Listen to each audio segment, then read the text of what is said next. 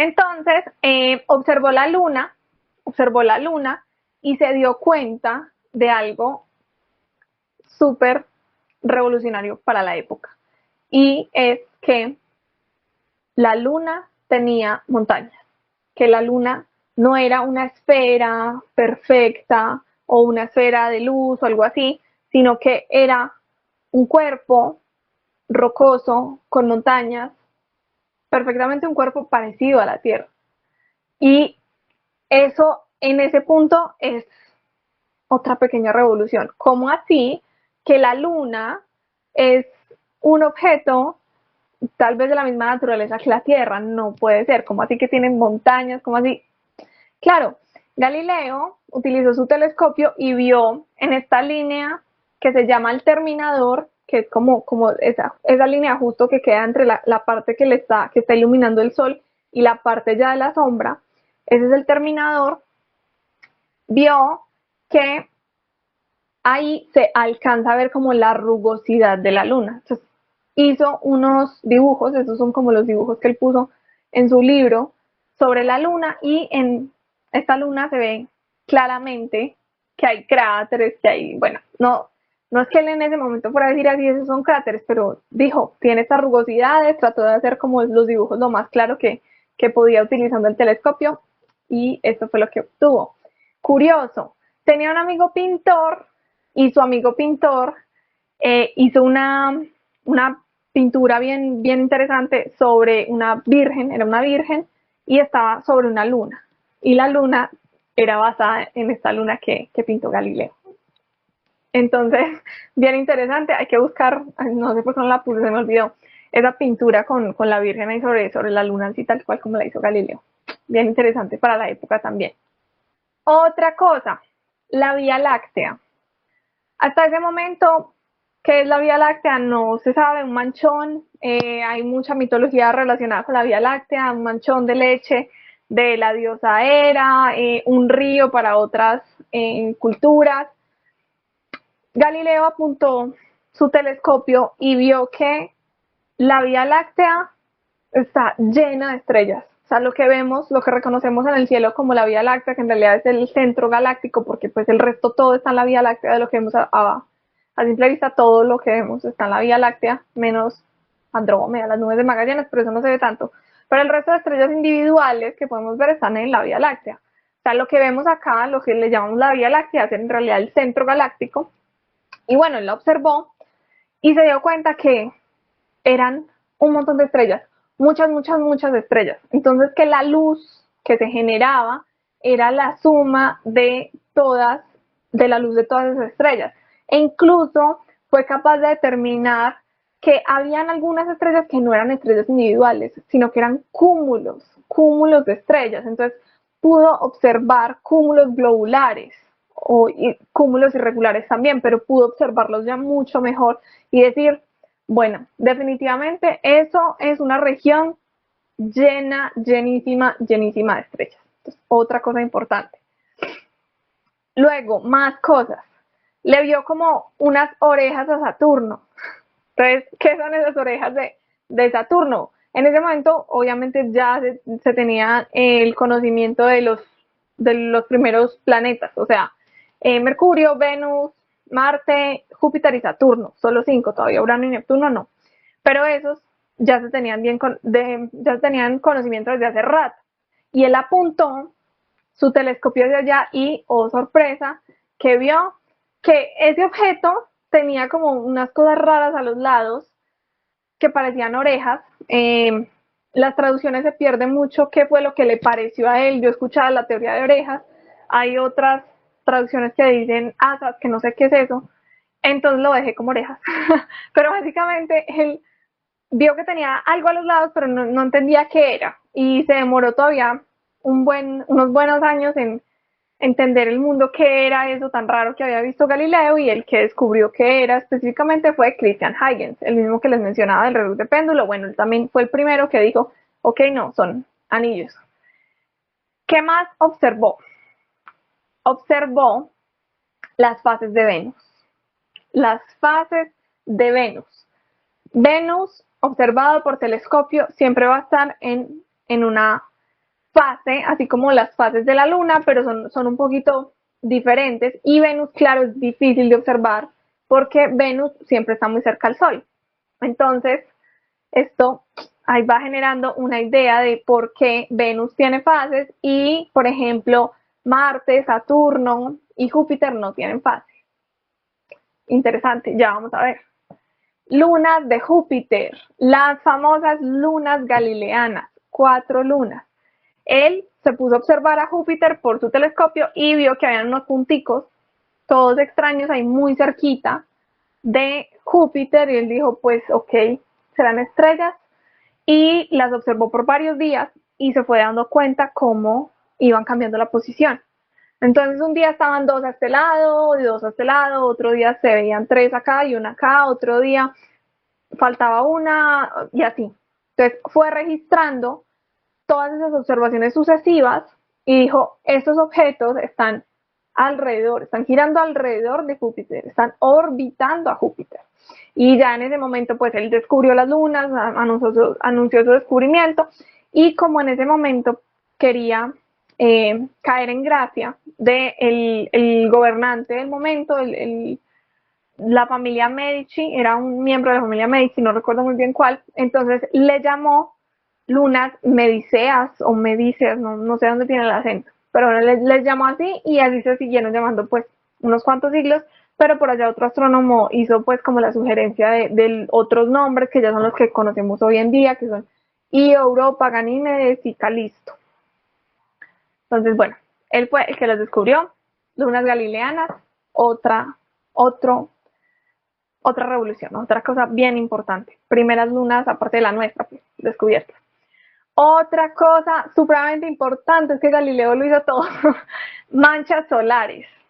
Claro, observar las manchas solares le costó la vista a Galileo, pero supo, supo que el Sol tiene manchas.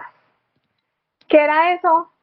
En ese momento era muy difícil saber, pero al menos había una afirmación. El Sol tiene manchas. Otra cosa que tumba la idea de que entonces los objetos en el cielo son perfectos, porque ahora la Luna tiene montañas, no sé, hay objetos orbitando a Júpiter, y Saturno tiene orejas y ahora el Sol tiene manchas. Entonces, wow. Otra cosa bien importante, su primer aporte con respecto a esto fue, tiene manchas. Tiene manchas, se pueden observar, pero el Sol tiene manchas, no es perfecto. En ese momento otras personas salieron con la teoría de que eran como estrellas que estaban atravesadas, como tapaban la luz del Sol. Bueno, salieron con muchas otras teorías, pero finalmente más adelante Galileo hace otras observaciones que desmienten esas otras teorías. Publicó su obra maravillosa, fabulosa, Sidereus Nuncius, que es ¿cómo es que se llama? Se me fue. El observador del cielo, no. Bueno, ahorita les digo muy bien. Sidereus Nuncius era como la recopilación de todos esos trabajos que había hecho sobre el cielo. Entonces, ahí estaban estos dibujos que les mostré ahorita, estos también de la luna. Ahí habían varias cosas, estas de las lunas de Júpiter.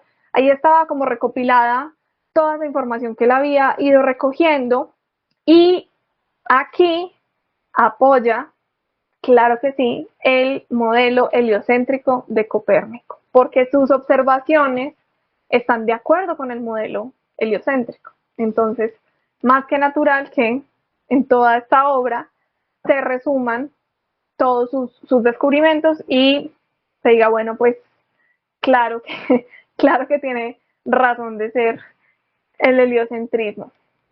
Entonces, Galileo empezó públicamente, él hace mucho tiempo ya sabía o ya creía en el heliocentrismo, pero no quería ser muy público en el asunto porque era problemático en ese momento apoyar a la idea de Copérnico, era problemático sobre todo por la parte religiosa, entonces él trataba como de ir bajo perfil con respecto a eso, pero ya después de sus observaciones y todo eso dijo, no, ahora sí me voy de eso, mensajero de las estrellas. Eso, muchas gracias, Teodoro.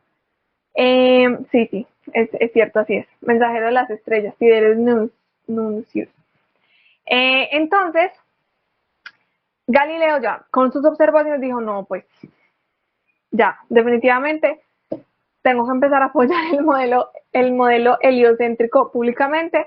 Y claro, ¿cuáles eran sus razones para apoyar el movimiento, la teoría heliocéntrica? La Luna tiene montañas, no es un objeto perfecto como se cree, es un objeto cuya naturaleza es parecida a la de nuestro planeta. Diferencia entre las estrellas y los planetas por telescopio. Resulta que cuando él observaba a Júpiter o a la Luna o a, no sé, Marte, Venus, por telescopio, cuando uno los observa por telescopio, se aumentan, se magnifican el tamaño de esos objetos. Claro, normal, uno lo piensa y uno dice, pues sí, claro, sí, para eso son los aumentos. Bueno, eso no pasa con las estrellas. Cuando uno hace eso, y de hecho uno puede hacer el ensayo, vamos a hacer el ensayo, los quedamos el jueves a hacer observación presencial en la universidad. Si uno mira una estrella por telescopio, no está haciendo nada, porque las estrellas por el telescopio se ven igual de pequeñas, se siguen viendo como un puntico, ¿cierto? Entonces, ¿por qué no hay diferencia en las estrellas al observarlas por telescopio? Claro, observando por telescopio se va a ver una región más pequeña y más llena de estrellas, eso sí, pero el tamaño, si yo quiero ver, si yo voy a Rigel y luego la veo por telescopio, la voy a ver del mismo tamaño. Entonces, ¿por qué? ¿Por qué pasa eso? Ya había otras personas que sacaron otras teorías basadas en el heliocentrismo que decía, bueno, el tema del paralaje, ¿sí? Y es, si estas estrellas de alguna forma están no tan lejos de nosotros, al darle la vuelta a la Tierra, se debería, al pasar medio año, ¿cierto? En la órbita de la Tierra alrededor del Sol, debería verse como un cambio, pero en realidad no se ve ningún cambio en las estrellas. O sea, hay una diferencia entre lo que se observa para los planetas y lo que se observa para las estrellas. Y ya habían personas que decían, se ajusta perfectamente con el modelo heliocéntrico porque dice que esas estrellas están muy lejos y esas estrellas no están orbitando el Sol. Esas estrellas están por allá en una distancia enorme. Entonces, como que en ese momento la teoría copernicana decía que, que había una distancia muy grande entre Saturno y las estrellas. ¿Cierto? Saturno en ese momento era el fin del sistema solar, entonces Saturno y el resto de estrellas. Pues como hay cosas que están más cerca y cosas que están más lejos, mucho más lejos, esto es algo del modelo heliocéntrico y la observación lo apoya. Entonces, satélites de Júpiter. Los satélites orbitando a Júpiter nos muestran como un sistema solar en miniatura. Entonces, si eso se puede dar ahí, si hay un objeto grande que está siendo orbitado por otros objetos más pequeños, ¿por qué no va a ser ese el caso del sistema solar también? Claro, era como un sistema solar pequeño, pero allí. Entonces él dijo, definitivamente esta es la forma en la que funcionan las cosas, ahí está una muestra de que la Tierra orbita alrededor del Sol. Manchas solares, también. El Sol no es perfecto, el Sol también está hecho de algo, no sé, y tiene manchas, no se entiende por qué, pero eso también sirvió para medir, por ejemplo, que la Tierra está rotando. ¿Por qué? O que el Sol está rotando, o sea, alguna de las dos, pero al menos pone las cosas en movimiento. ¿Por qué? Cuando uno hace mediciones sucesivas de las manchas solares, las manchas se van desplazando como por la superficie del Sol. Uno ve que hoy está acá, mañana está acá, mañana está acá, mañana está acá. Claro, porque las manchas se van rotando a la vez que el Sol rota, porque el Sol tiene como su movimiento propio que tiene un periodo. De hecho, uno puede medir el periodo del Sol si observa unos varios días las manchas solares y calcula qué tanto se mueve. Bueno, hacer el cálculo ñoño se puede hacer. Y con esto, él dijo, bueno, definitivamente el Sol es una cosa que está allí rotando, imperfecta, y Y no solo eso, creo que en ese momento él también alcanzó a medir como un leve cambio entre la altura de una de esas manchas con respecto a la posición de la Tierra alrededor del Sol, como en el año. Entonces también como que la única forma de ver ese cambio en las manchas era que la Tierra estaba orbitando alrededor del Sol. O sea, él sacó otra prueba de allí, pero esta sería más adelante. Sería en su segundo intento, que ya les voy a decir que es el primero y que es el segundo. Fases de Venus. Las fases de Venus son prácticamente la prueba más irrefutable. O sea, lo de Júpiter es como, lo de los satélites de Júpiter es como, ok, una corazonada. Lo de las montañas de la Luna, ok, una corazonada. Pero se podría uno pensar en otras teorías que se ajusten a eso. Pero vaya, explíqueme las fases de Venus sin el modelo heliocéntrico. Porque Venus tiene fases y siempre está tan cerquita al Sol y eso no pasa con Saturno y Júpiter y Marte. La única explicación es que Venus está adelante de nosotros en el orden del sistema solar. Claro, como está antes, lo que nosotros vamos a ver es que, por ejemplo, cuando está en fase llena va a estar más lejos y es porque, claro, está opuesto con respecto a la posición del Sol. Lo vemos por acá, cuando está justo en la elongación máxima. Cuando está justo en máxima elongación, está como si fuera un cuarto creciente de la Luna.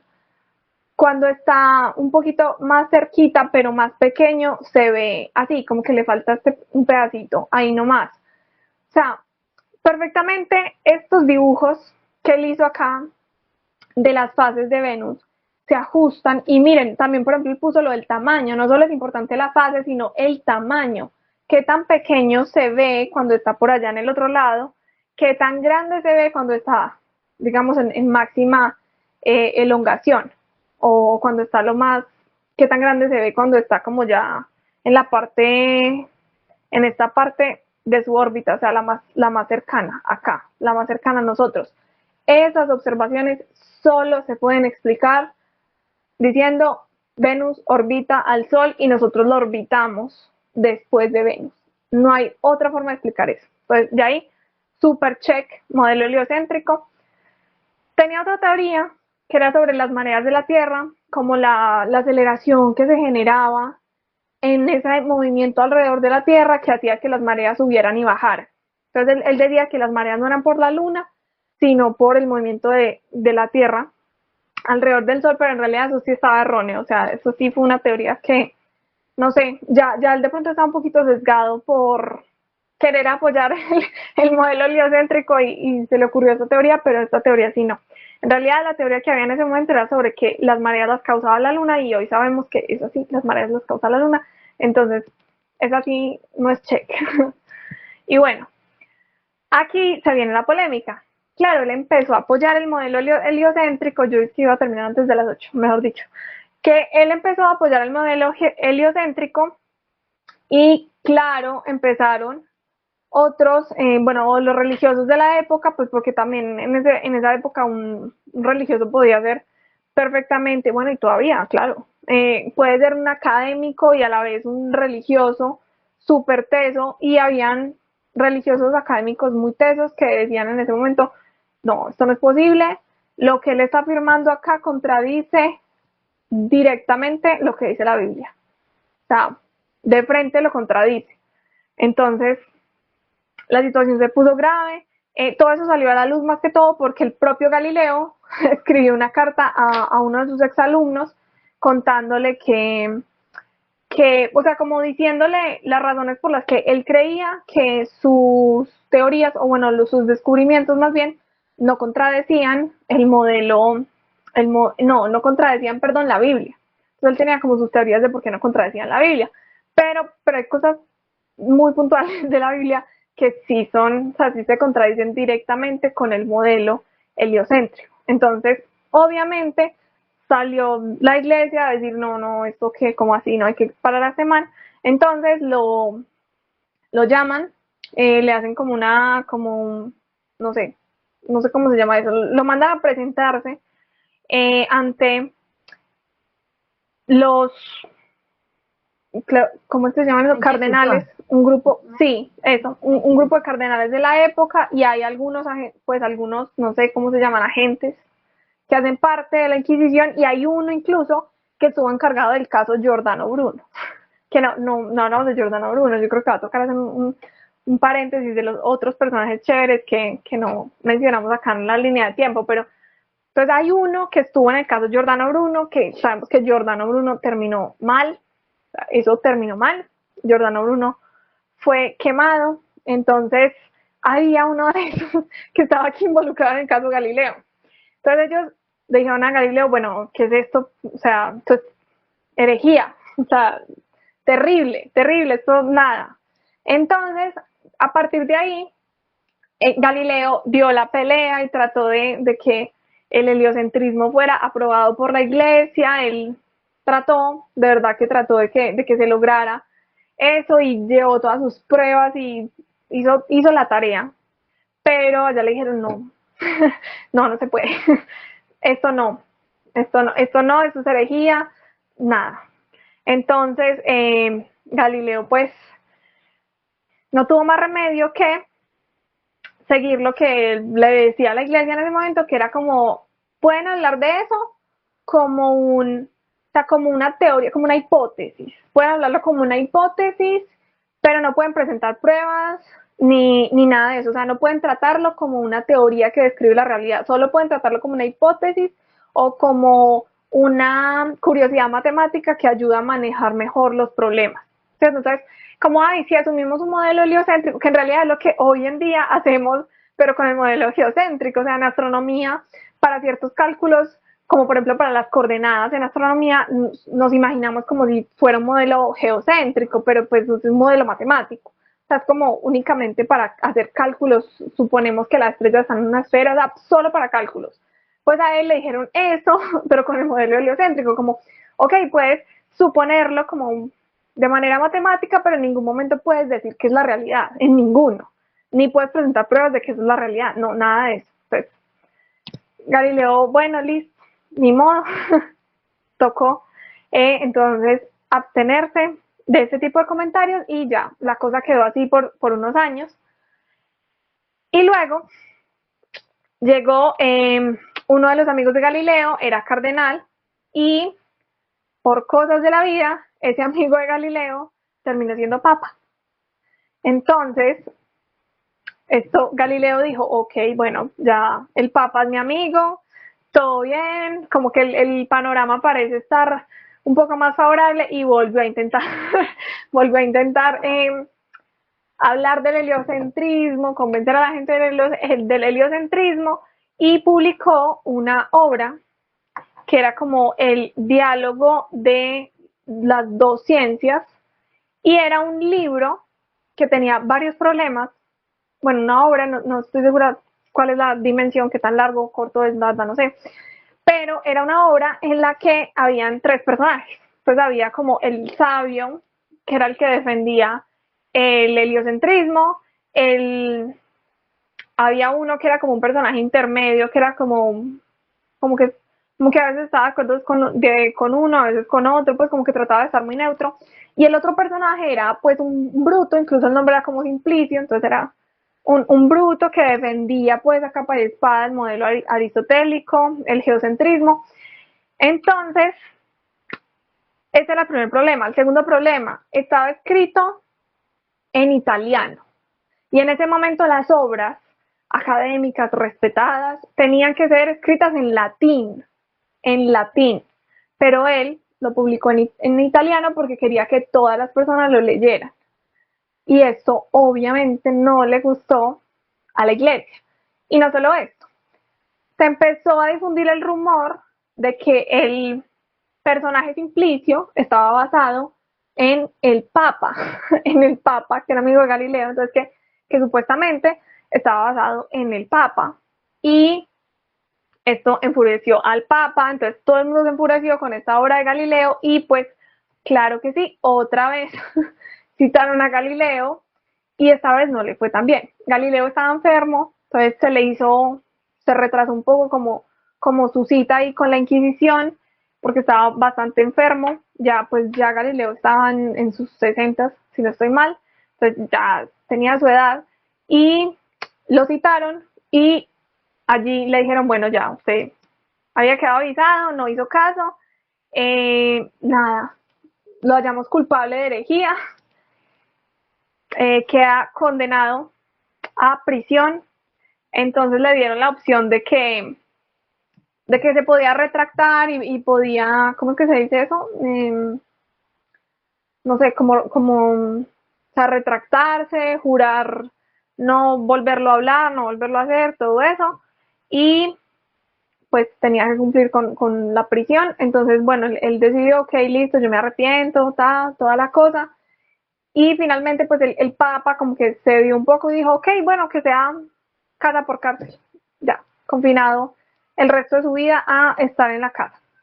Y finalmente, esa fue la condena que recibió Galileo, se tuvo que quedar el resto de la vida encerrado, pero al menos no estaba en una prisión, pero pues sí tuvo que pagar su condena.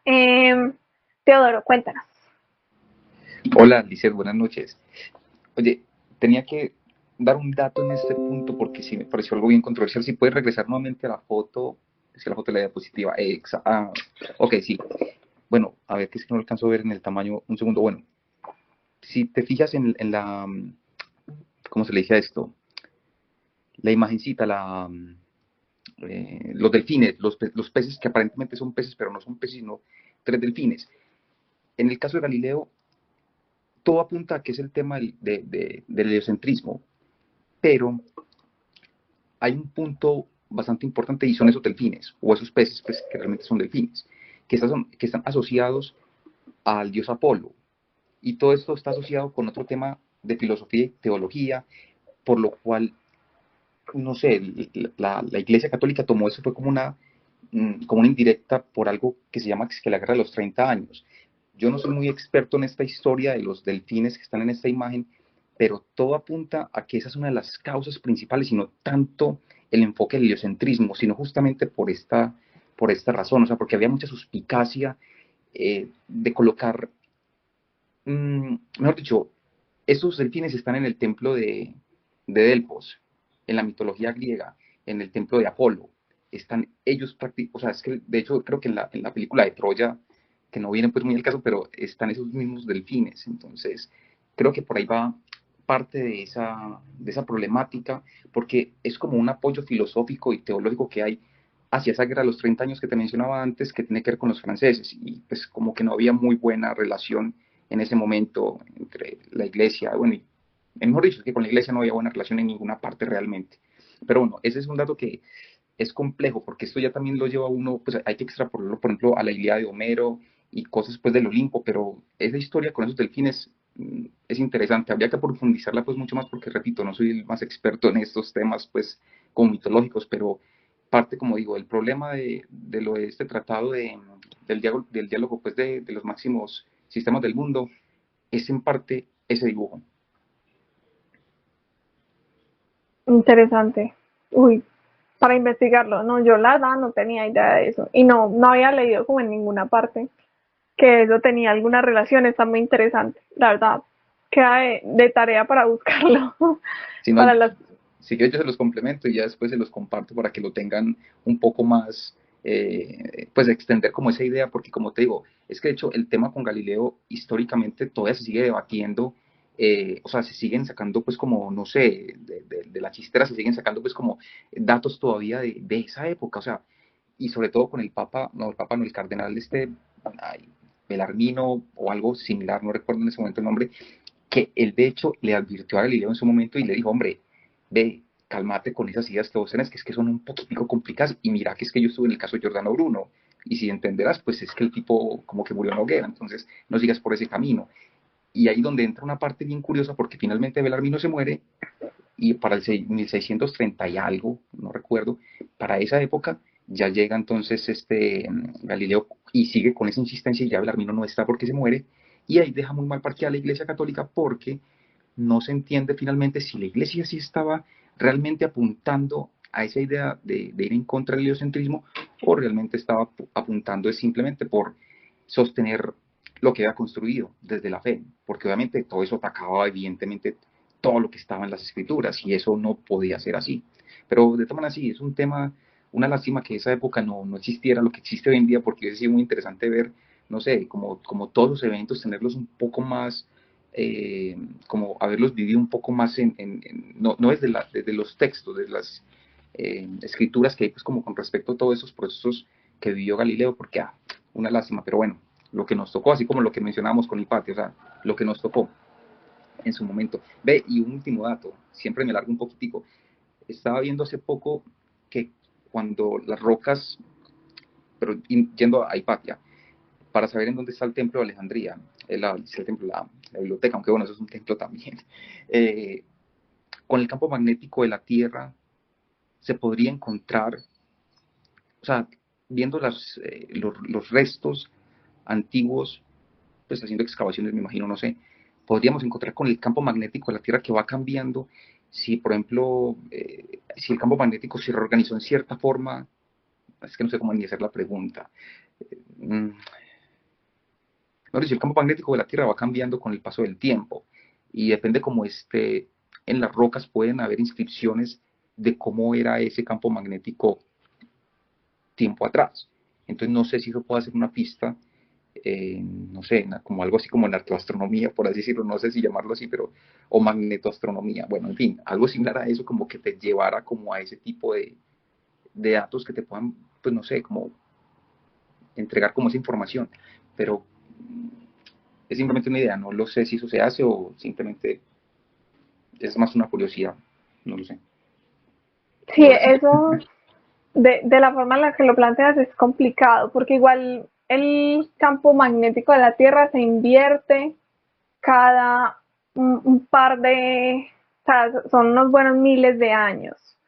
Y, o sea, sí, o sea, para la edad de la Tierra son cambios muy rápidos, pero porque la edad tiene la Tierra tiene como 4.600 millones de años. Entonces, si lo pensamos, ese campo se ha invertido, yo no sé, un montón de veces. En estos días, justamente en clase de ciencias planetarias, veía un gráfico que mostraba la inversión del campo magnético de la Tierra, que se ha dado un montón de veces, pero igual son periodos de tiempo muy largos. Y si vamos a pensar, por ejemplo, hace cuánto sucedió lo de Hipatia, hace cuánto es la antigüedad para nosotros, es hace nada, o sea, unos cuantos siglos antes de Cristo, y nosotros estamos en el 2000. Entonces, si lo pensamos, son como, no sé, pongámosle un máximo de 5.000 años, hace que pasó tal cosa. Aún así no es suficiente. Aún así es muy poco tiempo para realmente ver esos cambios notorios en la inversión del campo magnético de la Tierra. Entonces, ahí toca utilizar otras formas de datación para encontrar como esos datos de esa época. O sea, toca utilizar procesos que sean un poco más rápidos. Y suena raro que sea rápido en miles de años, pero en realidad para los procesos que se dan en la Tierra eso es súper rápido. O sea, mil años son un pestañeo de nuestro planeta. Entonces, creo que por ese lado sí sería muy difícil tratar de encontrar como la ubicación de esta biblioteca. Eh, no sé, la verdad, que otros métodos habrán, pero creo que con el pues sí, con el del campo magnético de la Tierra no se podría realmente. Ok, No da. no. Entonces cancelado, se cancela la expedición Pues es que es a muy Alejandría. difícil, Sí. yo digo que un cambio magnético de la Tierra deje rastros, pues, o de pronto no nos demos cuenta. Okay. Sí los dejan Sí, los deja. en las rocas que contienen alguna cantidad de material magnético, pues como, no sé, magnetita, pues. Eso sí pasa, y eso se ve cuando se hace arqueología en las diferentes capas de la Tierra, se ve, pero ese estudio es es, es complicado, o sea, realmente es complicado porque o sea, es un trozo Pero de suelo científico, pues. que tú tienes que ir y investigar tal cual como está, o sea, tal como está, y ahí lo tienes que investigar para ver en qué dirección están los dipolos magnéticos, para ver en qué dirección apunta el campo magnético en esa época a la cual pertenece esa capa de suelo. es muy duro, o sea, es un estudio No, pero y es una demasiado maravilla. difuso. Sí, es maravilloso, claro que sí, pero es muy difícil de hacer en la práctica porque pues digamos, tú quieres saber, no sé, en la época de esta capa de tierra, cuál era la dirección del campo magnético y tienes Ah, el elemento que te muestra la dirección del campo magnético. Claro, pero es que no puedes extraer ese material porque ya eso hace que estés moviendo la dirección, ¿cierto? Y eso ya cambia, porque el material, si tú coges este pedazo de material que tenía el campo magnético apuntando hacia allá, y tú lo coges y lo sacas, pues ya ahí le quitaste la dirección. Entonces, es complicado. mm, Ese método es complicado. Es bien, mm, bien complicado. Entonces, sí. Esos registros del campo magnético se tienen desde hace millones de años, ni siquiera miles. O sea, no desde hace, eso lo tiene la humanidad, no, la humanidad lo tiene hace unos añitos. Pero, o sea, solo podemos ir tan lejos en el tema de campos magnéticos como millones de años. No podemos ir a, no sé, cientos, 200, 300 millones de años, creo que no alcanza ni siquiera. Entonces, bueno, ahí les cuento. Dato ahí de curioso. Muchas gracias, Teodoro, por las preguntas y los aportes. Y bueno, aquí le voy a meter un poquito de acelerador porque se me está acabando el tiempo y tengo que terminar de preparar un parcial. Entonces, bueno, eh, aquí para ir concluyendo, a Galileo se le dio su condena, pero Galileo es Galileo. Y Galileo, pues no se detuvo en su intento de hacer pasar el heliocentrismo, sí, ahí sí se detuvo, pero en seguir investigando, en seguir haciendo ciencia, en eso no se detuvo. Y publicó otras cuantas obras desde el encarcelamiento, entonces esta, por ejemplo, ya es una obra sobre la matemática. Entonces, son unas demostraciones matemáticas que él hace y él siguió trabajando en todo eso hasta su muerte. Pues, un hombre definitivamente dedicado a la ciencia, completamente dedicado a la ciencia. Cosa curiosa, datos curiosos que me gusta traer, la iglesia de Galileo, pues esa pelea de la iglesia de Galileo no quedó ahí, o sea, se murió Galileo y llegaron otros papas que unos decían una cosa, otros decían otra. El papa Benedicto XIV dijo como, no, no, Galileo metió la pata, el libro de Galileo no debería estar incluido en el libro perdón, en la lista de libros prohibidos. Hay una lista oficial de obras prohibidas por la Iglesia Católica. Una lista oficial, o sea, se puede buscar y todo, qué libros hacen parte de eso. Y dijo, no, pues hay que sacar la obra de Galileo de esa lista. Entonces eso fue unos cuantos años después, fue, si no estoy mal, en 1700 algo, 1800, no, ya, creo que 1700, que ya 1700 algo. Se sacó entonces ya el Siderius Nuncius de la lista de libros prohibidos. Y bueno, la cosa quedó como así. Por allá el Papa Juan Pablo II dijo como, no, yo creo que con Galileo definitivamente la cosa no fue justa, eso no estuvo muy bien y él mandó a investigar qué era lo que había pasado, si la iglesia se tenía que arrepentir de lo que le había hecho a Galileo, de la condena que le había dado a Galileo, de todo eso, y mandó a investigar eso. Entonces, ahí hubo como una polémica bien, bien importante. Hay un personaje que estuvo todo el rato como, no, o sea, fue parte de los que investigaron el caso y dijo que no, que finalmente, o sea, dio su opinión al respecto, dijo que finalmente, nada, que lo que había hecho la iglesia de la época de Galileo era lo que tocaba hacer y que no estaba mal porque finalmente la iglesia en ese momento también era muy, supuestamente, muy crítica y muy, no sé, tenía mucho también como el fundamento científico, según lo que dice pues este personaje, es que lo que hicieron estaba muy bien. O sea, que lo que hizo la iglesia de la época con Galileo estaba bien y que ni modo, que era lo que había que hacer, que, bueno, incluso algunos comentarios un poco más, ¿cómo se dice?, incendiarios, pero bueno. En todo caso, este señor hizo su investigación, su cosa, y dijo, no, Pero como él no era el único que decidía, pues entonces todo ese consejo, toda esa investigación que se hizo, determinó que no, que nada, que la iglesia se había equivocado con Galileo y que finalmente no, o sea, como que pidieron perdón pues por, no sé, a nivel público, la iglesia por lo que se hizo con Galileo, o sea, por su condena, por prohibir el libro, por todas las cosas. Y la persona que se oponía rotundamente a, no sé, a las ideas de Galileo, yo no sé si las ideas, pero a que eso fue injusto con Galileo, era el que luego sería Papa Benedicto XVI. Entonces, ahí les cuento el chisme de en qué siguió el tema Galileo. Finalmente, ya siendo Papa Benedicto XVI, lo invitaron como a la Universidad de, era la de Pisa o la de Padua, se me olvidó. Bueno, a una universidad en Italia lo invitaron como para un discurso, no sé qué, y los profesores de esa universidad hicieron una protesta y los estudiantes y un montón de gente hizo protesta que porque Benedicto XVI pues estaba en contra de, del el tema de que Galileo había sido acusado injustamente y que entonces que no era una persona no grata para la universidad. Entonces se armó ahí todo un bololoy y finalmente pues este Benedicto no fue, no, pues le cancelaron pues como la visita a esta universidad, cosas que siguen pasando hoy en día, porque eso fue como en el 2008, una cosa, bueno, no, en 2008 no fue más reciente, como del 2010 para arriba, no sé cuál, no me acuerdo bien fecha. Pero en todo caso eso fue lo que pasó. Muchas peleas aún. Ahora sí, legado de Galileo. Ya vimos el antes y el después en la física que nos dejó Galileo, ya vimos el antes y el después en la astronomía que nos dejó Galileo. O sea, ¿qué más?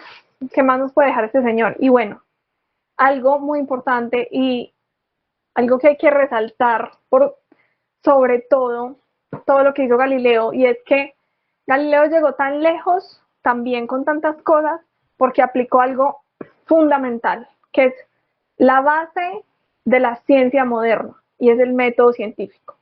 En el momento en el que Galileo aplicó el método científico, no se llamaba método científico, o sea, nada, simplemente él tuvo un tutor que era muy, no sé, fan de hacer como los experimentos también y de que la teoría tuviera que ver con lo que se observaba. Entonces, Galileo de verdad fue una persona que trató de demostrar de manera física y con experimentos la teoría. Fue una persona que quiso publicar no sé, sus descubrimientos para que otras personas reprodujeran esos experimentos y obtuvieran, claro que sí, los mismos resultados, porque así de seguro estaba de los resultados que él estaba obteniendo. Eso es la base del método científico.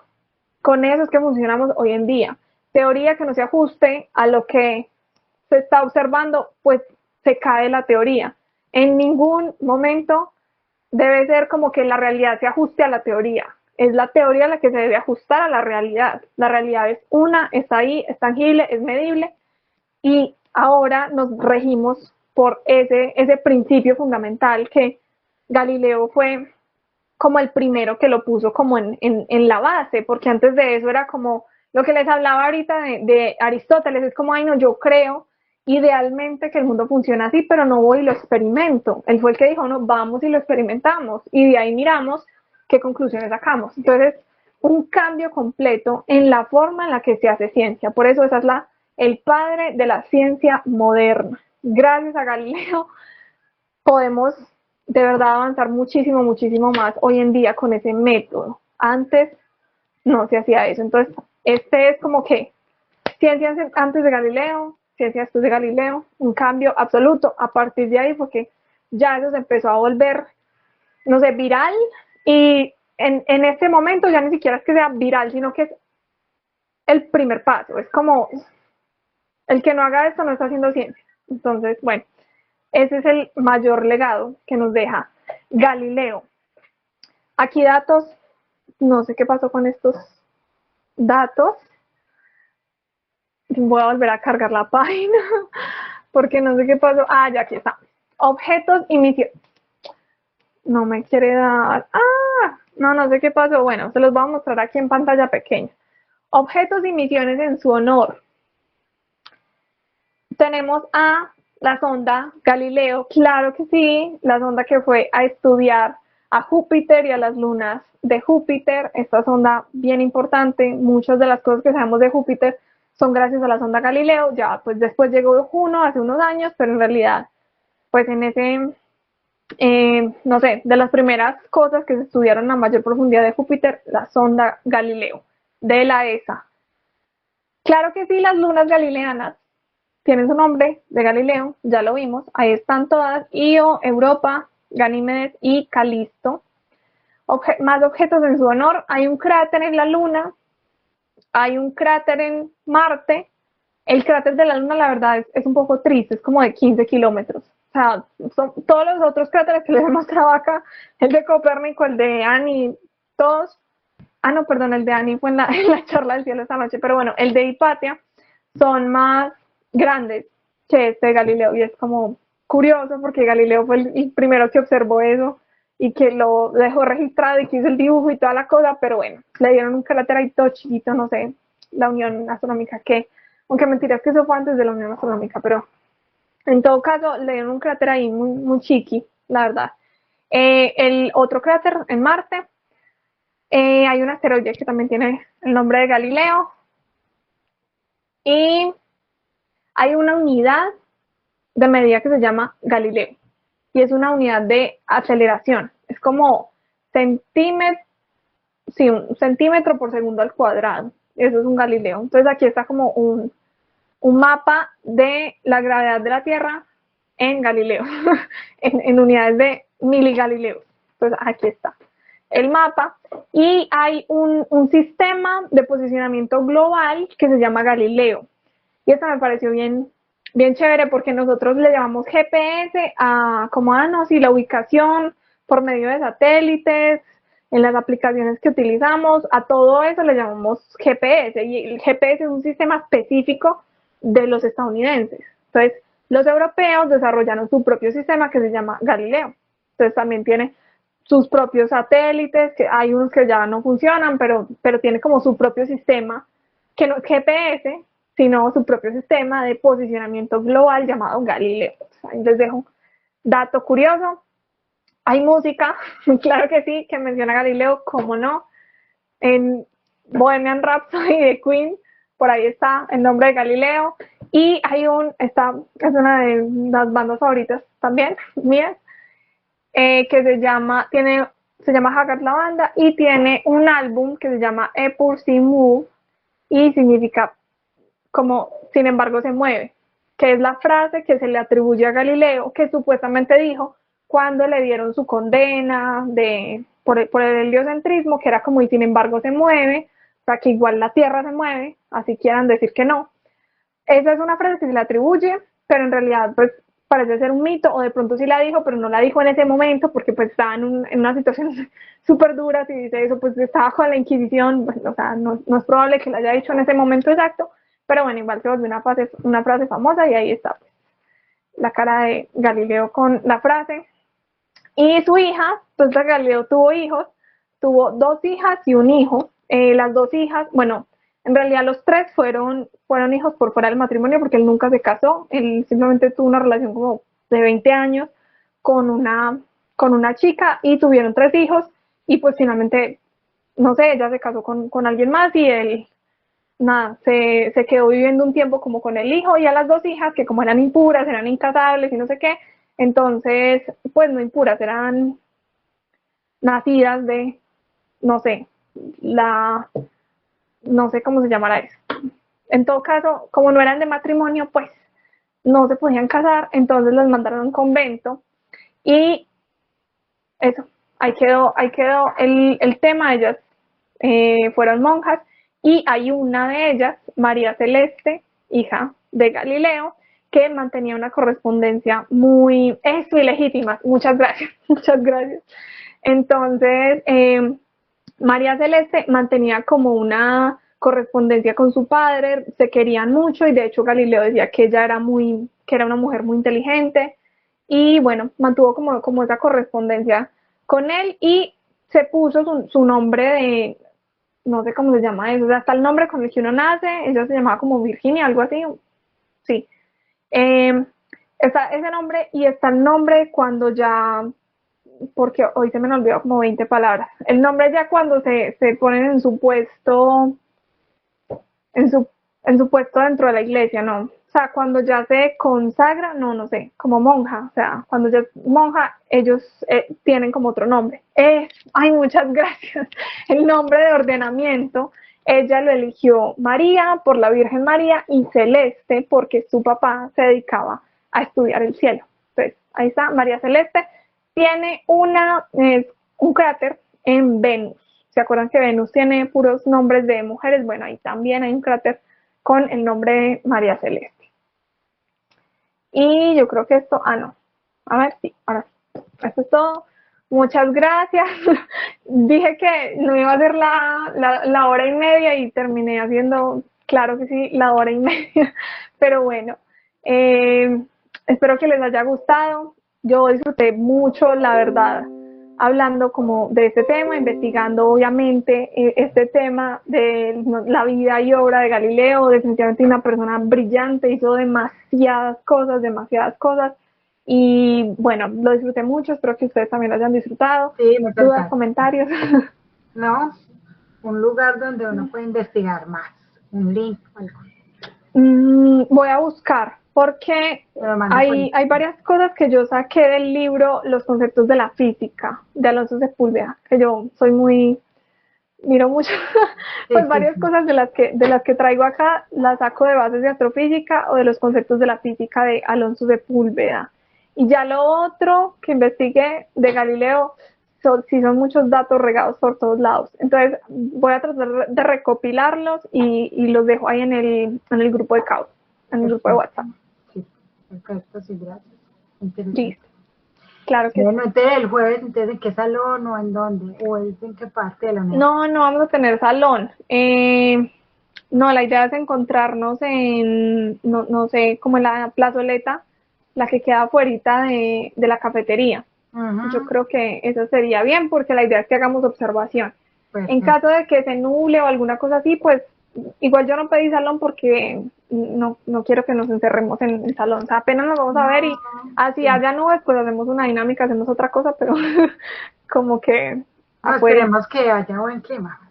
Sí, ojalá que sí. A las 5, ¿cierto? A las 5. Sí, a las 5. Bueno. A las 5. Bueno, sí, Alicia, qué bueno, qué alegría tenerte por acá, qué alegría a las personas que están asistiendo hoy por primera vez, súper bienvenidos, espero que lo hayan disfrutado un montón.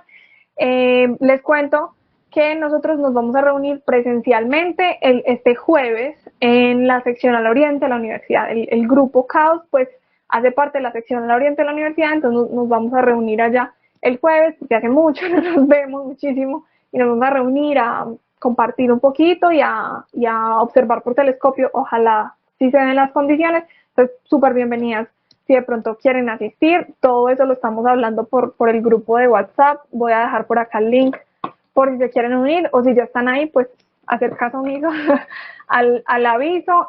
Bueno, muchas gracias ahí por los comentarios. Para mí la verdad es una alegría estar acá en este espacio y poderles compartir como estas cositas que a mí también me emocionan mucho. Entonces espero de verdad que lo hayan disfrutado. No sé si hayan más dudas, comentarios, aportes, lo que quieran. Bueno, mi último comentario para que puedas ir al parcial. Bueno, finalmente lo del tema de Galileo, a ver, es que cómo puede resumir uno la vida de este señor, o sea, primero un pionero del pensamiento científico, para empezar, o sea, es que yo no soy, o sea, entiendo que la gente tiene cierta fascinación con Isaac Newton, pues a mí el tío, pues, o sea, chévere, pero es que Galileo es que estaba tocando la puerta de la mecánica celeste y la tocó muy fuerte. Lo que pasa es de que, no sé, no le apuntó allá. Y pues obviamente, pues creo que también el tema de la iglesia de la Santa Inquisición creo que también fue como un freno de mano bastante complicado. Entonces, un pionero de la ciencia, donde uno, y donde todavía se ve como esa eterna lucha como entre el bien y el mal, entre comillas, en el sentido de que es como esa lucha entre el conocimiento y el poder, que ese es un, ¿cómo se dice? Un hándicap que se carga todo el tiempo. Un tipo que exploró el cosmos con un telescopio a la distancia que pudo. Desafió la iglesia. Y no sé, o sea, creo que también sienta esas bases para esa comprensión del universo, porque finalmente sí, si se hacen las primeras observaciones por telescopio, está sentando como si esa base fundamental para entender un poquitico más allá de lo que puedes ver realmente a ojo desnudo. Y, y pues no sé, o sea, esa forma de como tratar no sé, como una búsqueda pues como implacable de la verdad, de enfrentarse contra la Inquisición, es muy, pues no sé, es como finalmente paradójico, porque es la lucha que se tiene hoy en día todavía entre lo que es el progreso científico y las restricciones, tanto de la época de él como las actuales. Caso cual, no sé, algo tan sencillo como lo que estamos viviendo en Medellín actualmente o en el mundo, o sea, es que no hay que irse pues realmente pues como un sitio puntual, el cambio climático, que simplemente por intereses no lo vas a parar nunca, o sea, es triste, como decía Carl Sagan, o sea, teníamos una misión como especie y estamos fracasando en lo más sencillo que tenemos que hacer, y eso es como esa complejidad, esa paradoja. Se hace progreso científico, o sea, hay veces no es bueno tanto saber de ciencia, porque cuando sabes tanto, puedes hacer predicciones. Y el cambio climático es una predicción. Y en los años 50 se hizo y no sirve para nada. Aunque bueno, me desvié de Galileo, pero la idea es esa, es ir como a ese punto de Galileo en donde simplemente a alguien no le parecía la idea y no podías ir en contra de ella. Y lastimosamente se sigue viendo con otros nombres, con otras formas, pero es lo mismo. Ya. Y ya eso es todo. Y nuevamente agradecerte por este espacio y súper chévere toda esa historia de Galileo. De hecho, les voy a compartir entonces, ahorita que Alexia estaba buscando como algo de Galileo, en esa revista que cancelaron de Investigación y Ciencia, hay unos tomos especiales y hay un tomo específico sobre Galileo, que eso entre lo que se almacena y almacena la historia, hay un tomo específico que es el tomo número 53 de esa revista, que no es la revista en sí, sino que es un tomo especial, una edición de Galileo, y seguramente ahí habrá, no sé, todo lo que tú recopilaste, seguramente en un formato pues excesivamente amplio, porque esas revistas siempre eran de un volumen bastante gordito, pues entonces si gustan se los puedo compartir para que terminen de leer más sobre la vida de este personaje y pues no sé, de Sí, muchos gracias, más. Pedro. Nada, nos con todo el gusto. Y ya, muchas gracias. Usted lo compartes en el grupo del club, pues en el WhatsApp, tal Va, vez. sí, lo puedo colocar ahí sin ningún problema. Muchas gracias. Muchas gracias, sí, de verdad. Y esa reflexión que haces ahí me parece muy importante porque sí, realmente es de admirar que Galileo fue un rebelde, un rebelde en la época y así es que se hacen las revoluciones importantes, revolución refiriéndose a cambios grandes, no refiriéndose o la idea que solemos tener a veces de que revolución es una guerra o algo así, sino revolución en un cambio muy grande en un lapso corto de tiempo. Y él fue eso, él generó eso, él generó una revolución en la ciencia. Y, y él era también bien controversial desde joven. En la universidad también se iba mucho en contra de los profesores y decía que no le gustaba que se le comparara con los profesores que él tuvo, los profesores de la época, porque decía que no, pues que no eran personas que se regían realmente como por la ciencia, sino que eran personas que se dedicaban era como a estas ideas como de la filosofía de únicamente discutir ideas y ya, y como que para él nunca fue suficiente eso, y claro que tenía un fundamento en hacer esa crítica porque él sí se fue por una rama muy diferente que es la rama de la experimentación para poder comprobar cualquier teoría. Entonces, bien curioso, bien, una personalidad bien particular, bien fuerte que generó todo esto. Entonces, muchas gracias a Galileo por regalarnos la ciencia moderna. Y bueno, muchas gracias a todos por asistir, por todos los comentarios, los aportes, las preguntas, todo, absolutamente todo. Nos vemos en la próxima sesión, creo que si no estoy mal es en 15 días. Saben que este es un espacio igual abierto para todos, para todas las personas. Si quieren hablar, si quieren ser ustedes los que hablen de algún personaje acá en este espacio, también lo pueden hacer. Les he hecho un montón de veces la invitación y la seguiría haciendo hasta que alguien se anime a tomar un personaje, estudiarlo y venir y compartirnoslo a los demás. Saben que el espacio está para eso. Y si no, bueno, aquí igual estaremos hablando. Sí, claro, cuéntanos. Sí, dale, cuéntanos.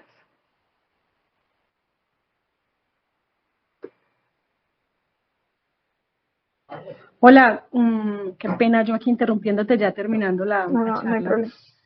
Lo que pasa es que, bueno, siendo ajena al catolicismo, pero aún así, pues como un dato curioso ahí, encontré un artículo del País, pues del periódico El País, donde el Papa Juan Pablo II pide disculpas públicas por el juicio erróneo que se le hizo a Galileo.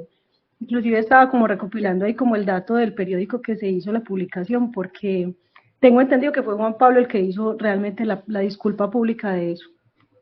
Sí, sí, sí. Entonces tú nos mencionabas que era que había sido el otro Papa Benedicto. No, pero Benedicto XVI antes era el que estaba en contra de Galileo. El que decía Okay. que antes él hizo parte como del grupo que hicieron la investigación, pero la investigación la mandó a hacer fue Juan Pablo II. Benedicto estaba cuando era todavía cardenal, estaba como en el grupo de investigación que se dedicó a eso, pero él antes salió a decir que nada, no se habían equivocado, que incluso comentarios incendiarios pues como contra Galileo, y por lo mismo fue que no lo dejaron asistir a la conferencia en una universidad italiana, que no me acuerdo cuál es. El que sí dio como el primer paso, porque fueron varios papas, fue Benedicto XIV, que fue el que dijo que se sacara la lista pues que se sacara el libro de Galileo de la lista de libros prohibidos. Ese sí fue como en 1700 algo, el Benedicto XIV. Y luego Pío, no sé qué, también hizo como otro aporte, pero ya el que definitivamente sí pidió disculpas y eso fue Juan Pablo II, así como tú nos lo estás comentando. Uh-huh. Bueno, pero Muy súper. bien. Bueno, Bueno. Nos vemos el jueves, qué dicha. Sí, nos vemos el jueves. Para los que deseen asistir, ahí sigo recogiendo los nombres de las personas que de pronto no tienen vínculo con la universidad para que puedan ingresar. Bueno, muchísimas muchas gracias. gracias. Chaito. Bueno, muchas gracias, Feliz noche. Nos vemos. Chao. Chao. Feliz Chao, muchas noche. gracias. Chao.